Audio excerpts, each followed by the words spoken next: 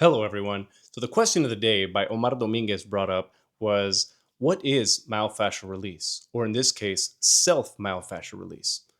Well, let's put it like this. Many of us have gotten a massage in the past, right?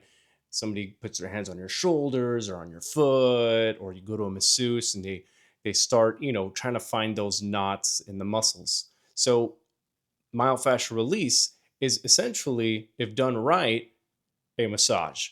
So you find those trigger points, you find those tight muscles, and you apply slow, steady pressure. If done correctly, over time, you'll feel that muscle just relax. So consider my hand and my fingers as muscle fibers.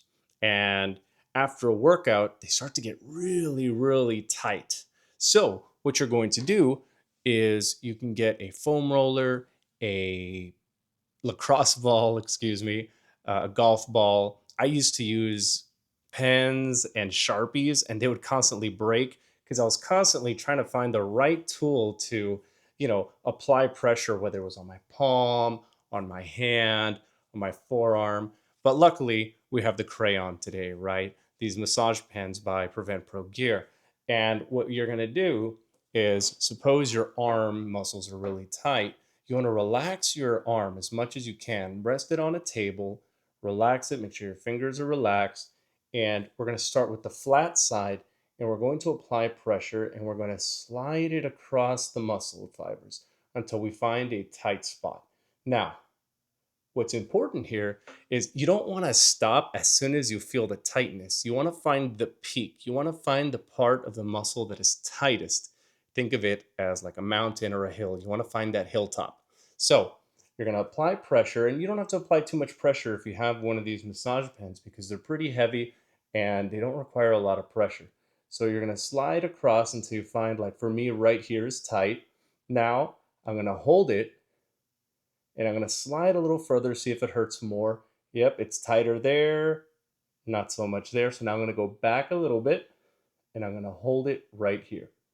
I'm going to hold, and you want to hold it for 30 seconds, a minute, as long as it takes. And you're going to feel a sudden relax. The muscles is going to loosen up.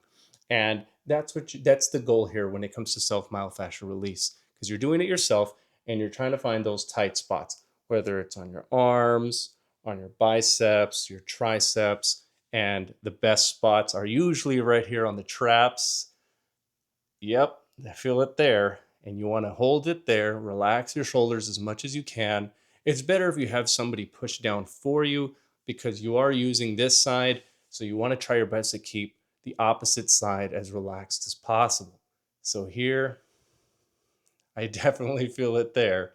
And I'm going to hold it there and I'm going to move around. Now, when it comes to the traps, instead of using the flat side, you could use the wider side, the wider tip, or if you're trying to find a very specific spot somewhere along the rotator cuff, I like to use the bottom side or even along your palm. Don't use it on the bony side of your hand. If you have tightness here, it stems from something much higher. So if you feel tightness up here, try somewhere lower to reduce that pain, to reduce that tightness, and reduce soreness. Especially if you work outside, you work out a lot, you're on a computer all day, any field can benefit from this. Having multiple career paths myself, being in law enforcement, being a Marine, being a teacher, working at the railroad. I've done it all, even in the food industry as a server, holding the plates up here. You can definitely benefit from self myofascial release. It does not have to be only for fitness. Thank you for joining, and I'll see you all next time.